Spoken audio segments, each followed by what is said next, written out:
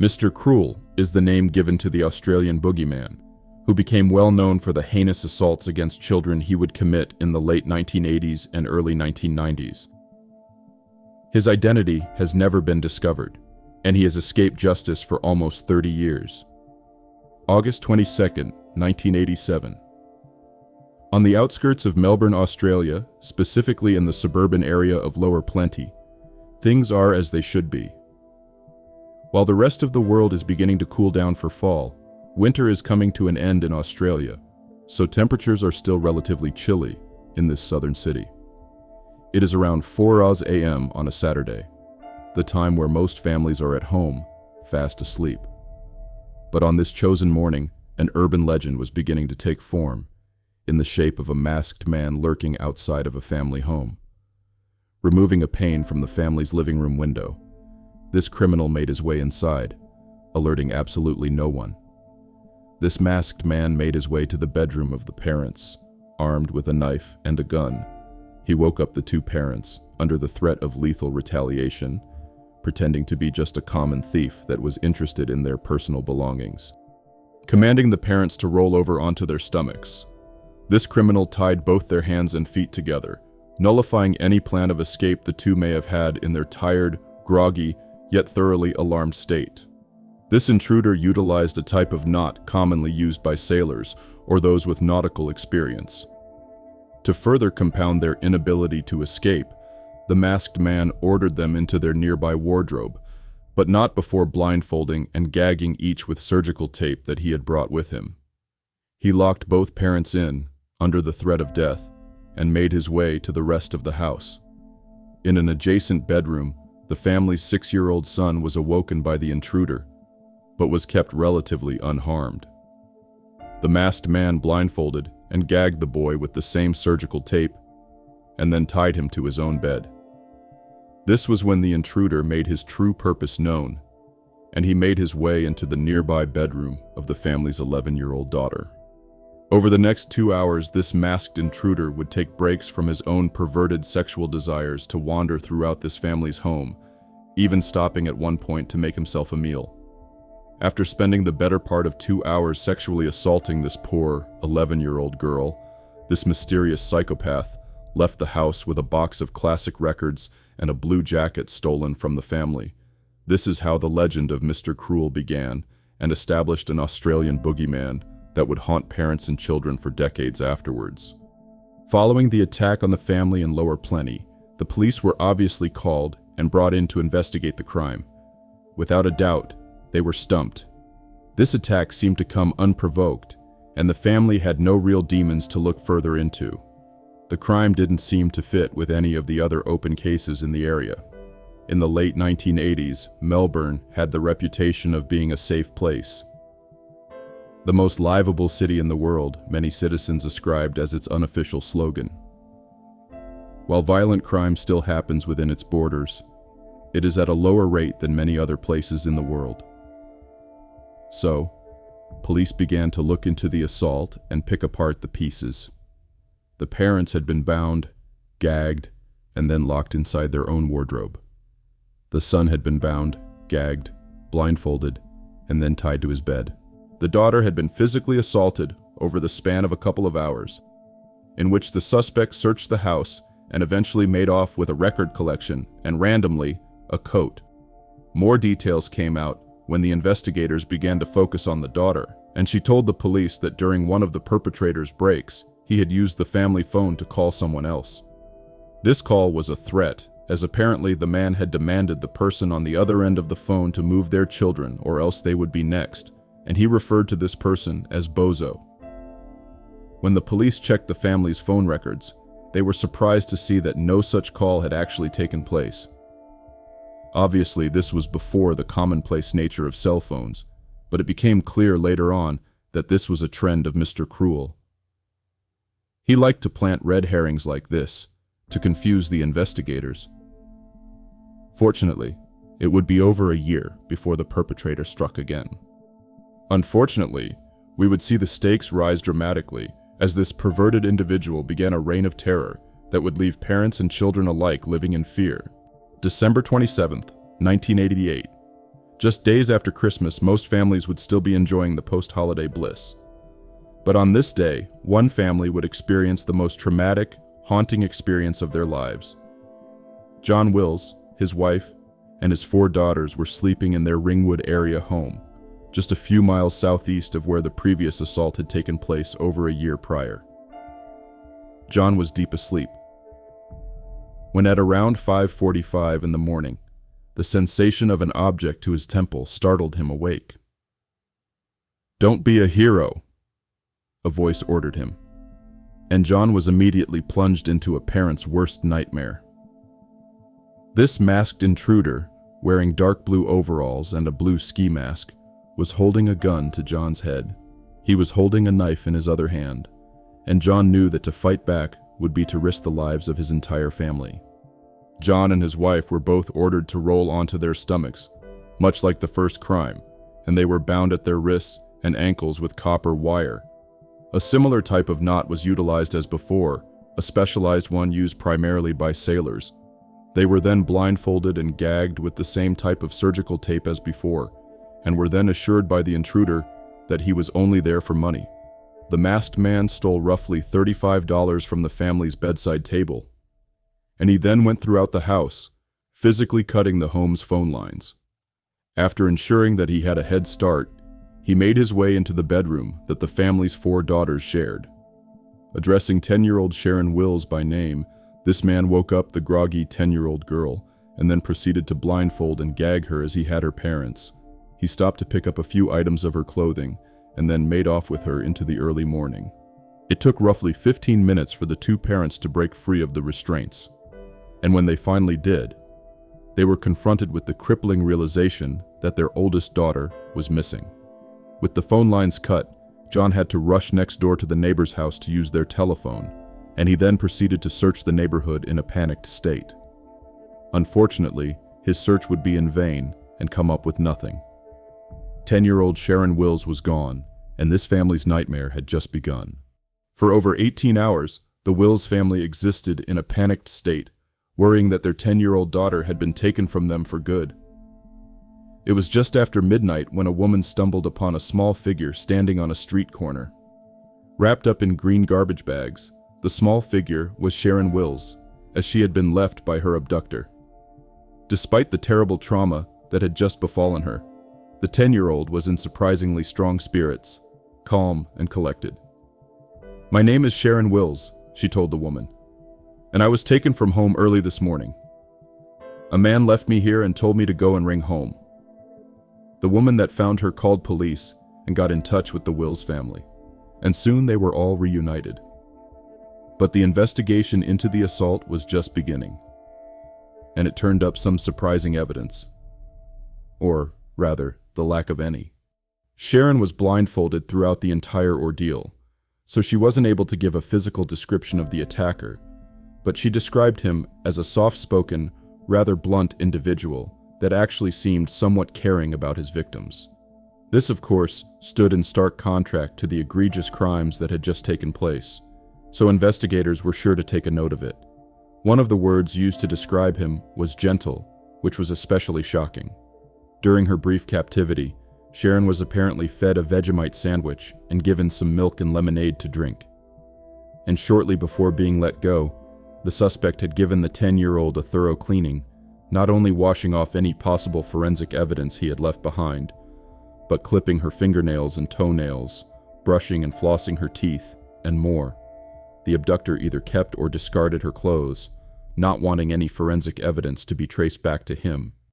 He then dressed her in an assortment of garbage bags before dumping her off on the grounds of Baywater High School, just a few miles away from her house.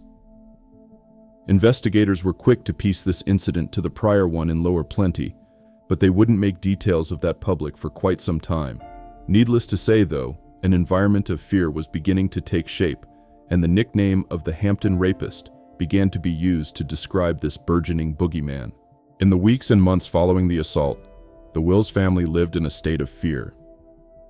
The parents, along with their 4 daughters, began to sleep in the family's lounge together, refusing to sleep in separate bedrooms for months. They installed a security system, and were even given a golden retriever as a pet by a caring individual. John Wills, in particular, took the assault very difficultly. He began to wonder if anything he might have done would have changed the course of the assault or saved his daughter all of that untold pain. He had no way to know, and simply had to hedge his bets on the police eventually finding his daughter's abductor. Unfortunately, the investigation into finding the perpetrator was a dead end.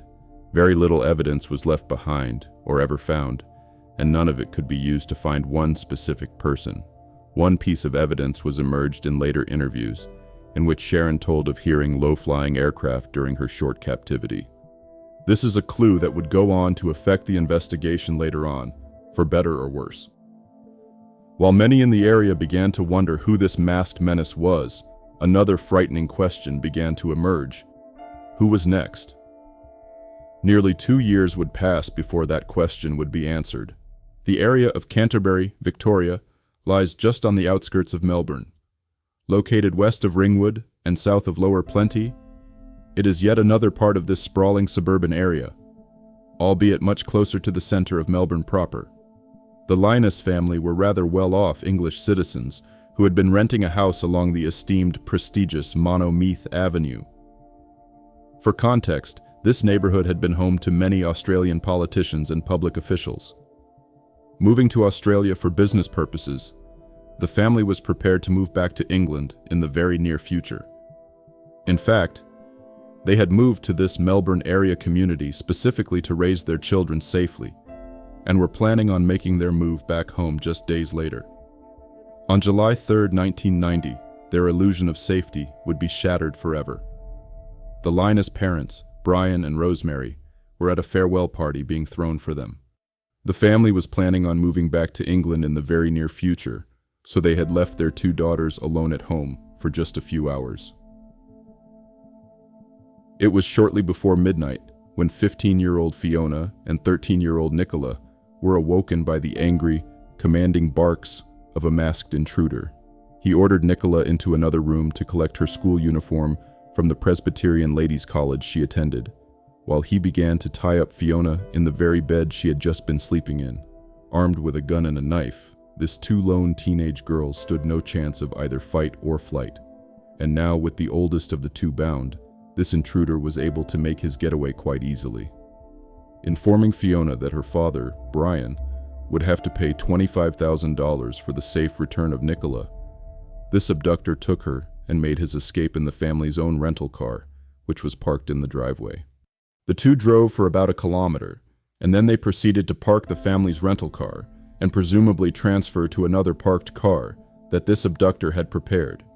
It was just 20 minutes after the abduction that Brian and Rosemary Linus returned home, finding their driveway empty and their front door open. That intrigue turned into fear, which only compounded when they found poor 15-year-old Fiona bound on her own bed, with a ransom message to share. The police found almost no evidence from the crime scene itself, the intruder's kidnapping of Nicola having been done in a quick, tactical manner.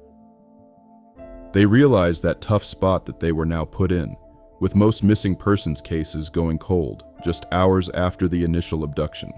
Unlike the abduction of Sharon Wills, Nicola wasn't returned later that day, or even the next day. Roughly 36 hours after the abduction, her father Brian held a press conference in which he pleaded with the abductor and stated his willingness to comply with the ransom demands in any way possible. Unfortunately, the Hampton rapist, as he was now known as, had left behind only a demand for money, but no means of which to collect. The investigation began to look into business dealings of Brian's, beginning to think that this may somehow be related to his work. The police believed, at the time, that this ransom must have been personal in nature. Fortunately for poor Nicola and her family, she was found alive approximately 50 hours after being abducted. It was her 14th birthday. Found outside an electricity station in Kew, just a short distance away from her home, Nicola was left by her abductor, fully dressed and wrapped in a blanket. Her abductor had left her outside the utility station and told her to sit in a prone position until he could drive away. After that, she had removed the blindfold that had become her vision for the entirety of her captivity, and then made her way to a nearby house. It was shortly after 2 in the morning, but she immediately phoned her father, who had been awake praying for her safe return ever since returning to a desecrated home on July 3rd. Nicola was able to provide the investigators with some details that were vital to their investigation. Most prominent among them was a rough estimation of the perpetrator's height, which was roughly 175 centimeters, or 5'8" for those of us stateside. She had guessed this by judging her own height to the attacker when he rushed her from her bedroom to the getaway car, and said that he barely stood taller than herself. She revealed information that the suspect likely had reddish-brown hair. Nicola was also able to give detectives some vital details they hadn't heard as of yet: a description of her abductor's house and vehicle. While the sketches she gave the police were rather mundane and plain in nature, they were of vital importance, especially once word of how she had gotten them got out. Apparently, Nicola had been blindfolded for the duration of her captivity, but had been given a few chances to get a glimpse and taken it. This went in direct contrast to threats given to her by Mr. Cruel. "My freedom is worth more than your life," he had told Nicola, which echoed threats he had given to Sharon Wills. Just like Sharon Wills's captivity, Nicola had been bathed and cleaned before her release. Throughout her captivity, she had also been forced into a neck brace fastened to the abductor's bed, which no doubt fed into the fear and panic she must have felt throughout. During this endeavor, it was reported that the perpetrator talked aloud to another person while Nicola was blindfolded in a bedroom, but no response was ever heard. Investigators weren't sure whether this meant there was an accomplice or such, but it's likely that this was just one of his many red herrings. She also told investigators, months after the Linus family completed their move back home to their native England, that she remembered hearing the same type of low-flying aircraft previously reported by Sharon. To investigators, this meant that the suspect lived in the surrounding vicinity of the nearby Tullamarine Airport, most likely in its direct flight path. Now the investigators had the rough height of the suspect, as well as detailed sketches of his house, the interior of his car, and a good idea of where he lived. You'd assume that a warrant would be issued for an arrest any day now, but you'd be assuming wrong. Unfortunately, the worst was yet to come. John and Phyllis Chan were two incredibly hard-working parents that worked approximately 18 hours a day to ensure luxurious lives for their 3 daughters. Both immigrants to Australia, the 2 parents owned 3 restaurants in the Eltham area of Victoria, as well as a handful of other property investments. The 2 parents often didn't return home until midnight or so, managing one of their 3 restaurants.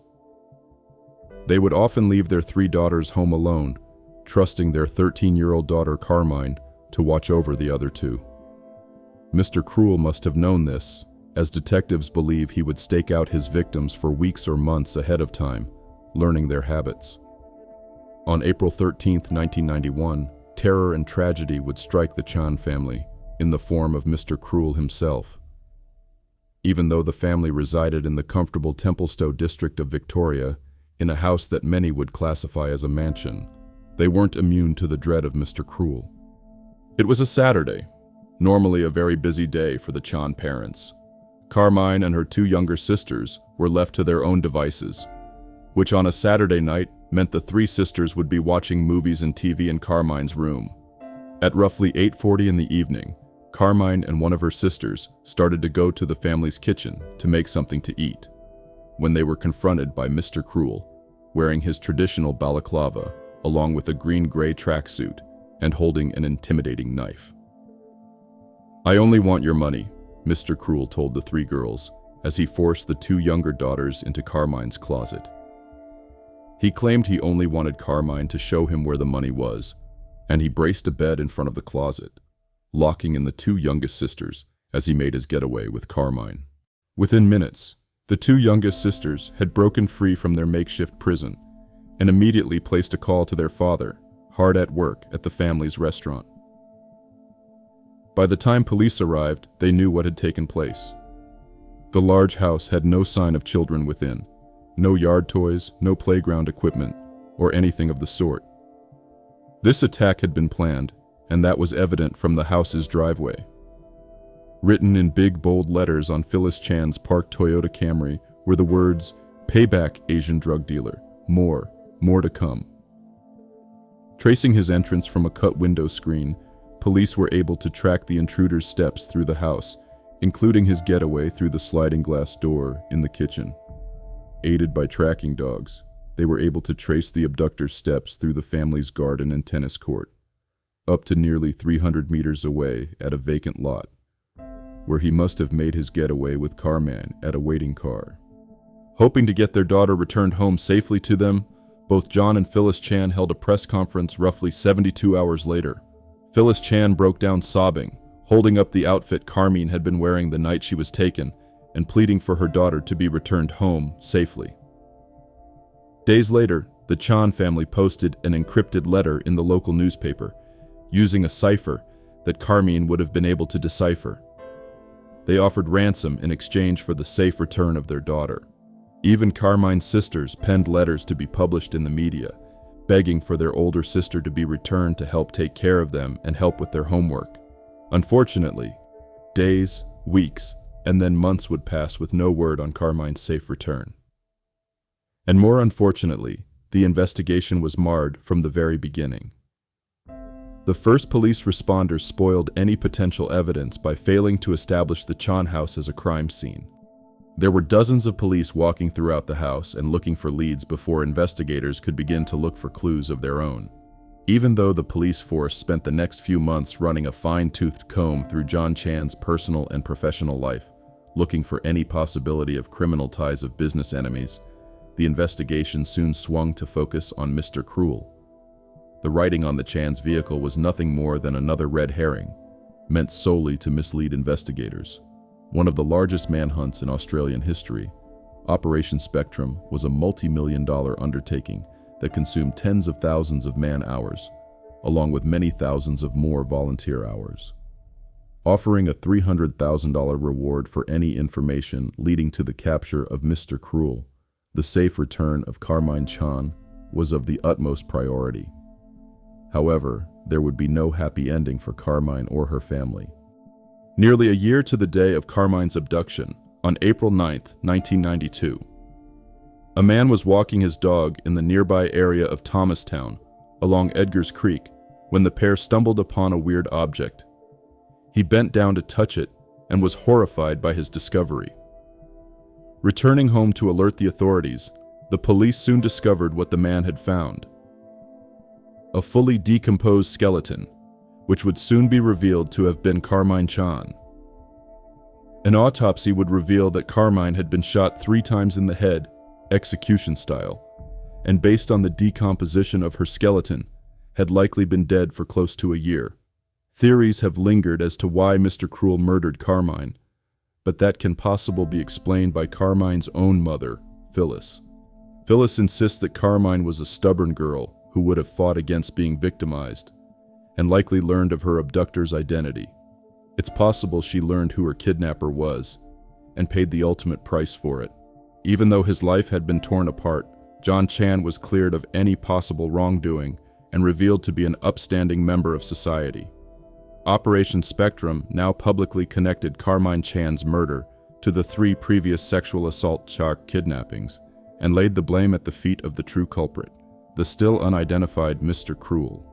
Operation Spectrum would last for the next few years, costing over $4 million. The 40-member task force would go on to investigate over 27,000 suspects, receive over 10,000 tips from the public, and search over 30,000 houses in the hopes of identifying a single clue. While Mr. Cruel was never identified by the task force, it went on to arrest over 70 people involved in child pornography, a seedy underworld that many believed Mr. Cruel to be involved in. Both of his freed abductees had claimed to have seen or heard clues of a camera at the foot of the bed they had been detained in, and it was an easy step to believe that Mr. Cruel was involved in the trading of child porn. But unfortunately, despite all of the good accomplished by Operation Spectrum, the Victoria Police Force was marred with claims or corruption in the early 1990s, which not only would go on to affect the later investigations into Mr. Cruel, but bring forward many claims of a cover-up. Operation Spectrum was eventually shelved in 1994, and with it any potential leads for Mr. Cruel. Over the years, theories would linger about the identity of Mr. Cruel and his eventual fate. No future crimes would be attributed to him, but investigators have possibly tagged prior crimes on Mr. Cruel. While they believe that the abduction and murder of Carmine Chan was his last offense in the Victoria area, there are potentially up to a dozen assaults on children in the mid-1980s that have remained unsolved, and almost all of them share a couple of details with the Mr. Cruel abductions. So it's possible that Mr. Cruel is far more notorious of a criminal than publicly known, but police have refused to release details of these prior assaults or Mr. Cruel's alleged ties to them. Another theory that has emerged has been Mr. Cruel's supposed ties to the Victoria school system. All 4 of the assaults and abductions happened during school breaks, which lead many to believe that Mr. Cruel was an employee of the local school system. This also goes in conjecture with the knowledge that both Nicola Linus and Carmine Chan attended the same school, Presbyterian Ladies College, and Mr. Cruel requested Nicola to bring her school uniform along with her. This would bring into question his ties to Sharon Wills, since he addressed her by her name on the night she was abducted. Further interviews with his 2 living abductees revealed that he liked to refer to them as Missy, and lived in a fantasy where he thought the 2 were married. It's very possible that this monster, a man that preyed on children in the most depraved ways, spent his working hours among them. In 2010, over 20 years after the original abductions and assaults, a new investigation was launched into finding out details and hopefully identifying this Australian boogeyman. Task Force Apollo was launched, hoping that newer technology and investigative methods could bring about an answer that prior detectives had failed to find. Unfortunately, much to the dismay of the task force itself, many of the case files were misfiled, unorganized, or just straight up missing. In fact, one of the vital pieces of evidence that could have led to Mr. Cruel's doorstep, a piece of tape used to bind one of the victims, was missing. Police could have potentially used that piece of tape to recover DNA from Mr. Cruel, but it had disappeared while in police custody. This missing piece of crucial evidence, paired with Mr. Cruel's tactical abilities and his knowledge of forensic evidence, has led many to theorize that he might have been involved in law enforcement. It's possible that he would know what investigators would be looking for, which is why he did his best to cleanse his victims of any DNA and remove vital evidence afterwards. We can only guess whether it was corruption or ineptitude that led to these essential parts of the case going missing. However, one suspect was detained in 2013 that ultimately could have been Mr. Cruel. Robert Keith Knight was a man who had made a living as a youth worker and school volunteer, but had been arrested on 2 separate occasions for a variety of crimes against children.